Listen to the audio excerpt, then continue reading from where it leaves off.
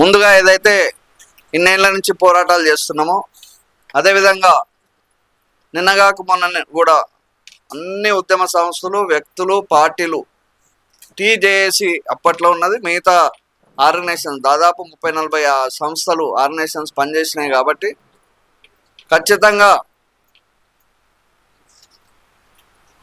ముందుకు పోవాలనేదే ఒకటే. ఏది ఏమైనా సరే ఈ సాధించుకునే దిశగా మనందరం కూడా కలిసి ప్రయాణం చేద్దాం. మరొకసారి నేను మళ్ళొకసారి లాస్ట్ సారి చెప్తున్నాను, ఎందుకంటే మనతోటి కలిసి వచ్చే సంఘాలన్నింటినీ కలుపుకొని ముందుకు పోతాం. ఉమ్మడి నిర్ణయాలు ఉంటాయి. ఎవరు వ్యక్తిగత నిర్ణయాలు కానీ, స్వలాభ నిర్ణయాలు కానీ, ఇక వేరే నిర్ణయాలు ఇక్కడ ఉన్నాయి. ఉమ్మడి నిర్ణయాలతోటి ఖచ్చితంగా ఇది సాధించేదాకా ముందుకు పోతాం. కాబట్టి మనకు టైం కూడా సమయం తక్కువ ఉంది. కాబట్టి సికిందర్ అక్కను వేదిక మీదకి రావాలని కోరుతా ఉన్నాం. అట్లనే తెలంగాణ ఉద్యమకారుల ఫోరం రాష్ట్ర అధ్యక్షురాలు జానకి రెడ్డి గారిని వేదిక మీద రమ్మంటున్నాం. అదేవిధంగా తెలంగాణ కొమరన్న అనేది ఆయన అందరికీ కూడా తెలంగాణ కొమరన్నగా ప్రసిద్ధిగాంచిన వ్యక్తి, ఆయన కూడా వేదిక మీదకి రావాలి. అదేవిధంగా సుజీ అమ్మ వేదిక మీదకి రావాలి. కొంచెం ఏం అనుకోకుండా కొందరు వెనుక కూర్చోవాల్సి వస్తుంది. ఇలా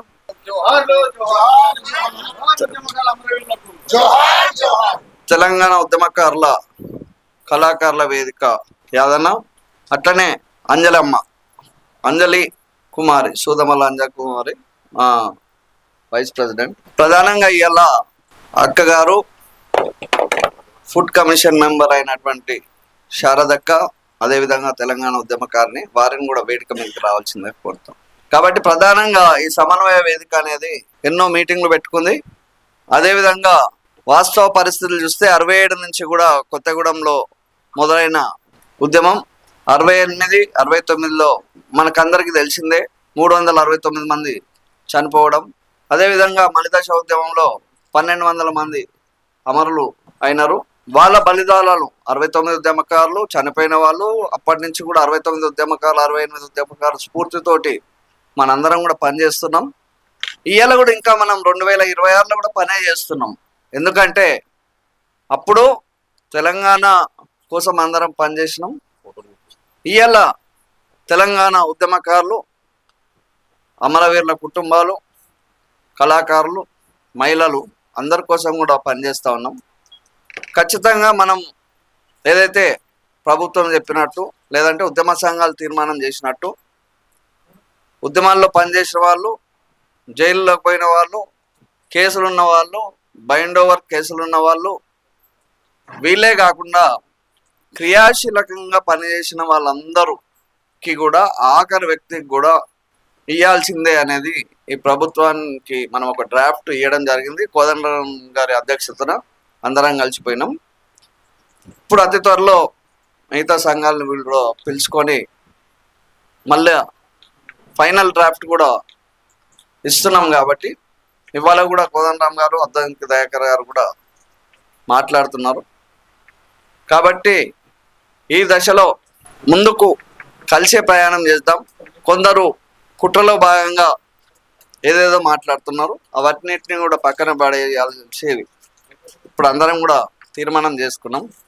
ఎందుకంటే కాబట్టి ముందుగా ఏదైతే ఇన్నేళ్ల నుంచి పోరాటాలు చేస్తున్నామో అదేవిధంగా నిన్నగాక మొన్న కూడా అన్ని ఉద్యమ సంస్థలు, వ్యక్తులు, పార్టీలు, టీజేఏసీ అప్పట్లో ఉన్నది, మిగతా ఆర్గనైజేషన్స్ దాదాపు 30-40 సంస్థలు ఆర్గనైజేషన్స్ పనిచేసినాయి. కాబట్టి ఖచ్చితంగా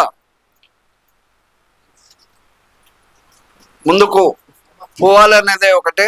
ఏది ఏమైనా సరే ఈ సాధించుకునే దిశగా మనందరం కూడా కలిసి ప్రయాణం చేద్దాం.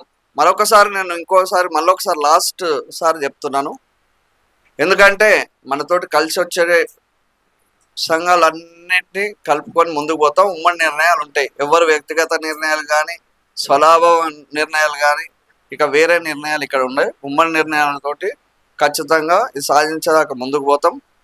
కాబట్టి మనకు టైం కూడా సమయం తక్కువ ఉంది. కాబట్టి ముందుగా ఒక్కొక్కరం మాట్లాడుకుందాం. రెండు నిమిషాలు 3 నిమిషాలు మాట్లాడుకొని ముందుకు పోదాం. ఈ లోపల ఒకళ్ళిద్దరు ఇంకా జాయిన్ అవుతున్నారు. కాబట్టి ముందుగా ఓరుగంటి ఆనంద్ గారిని తెలంగాణ ఉద్యమకారుల ఫోరం రాష్ట్ర అధ్యక్షుల్ని మాట్లాడాల్సిందిగా కోరుతాం.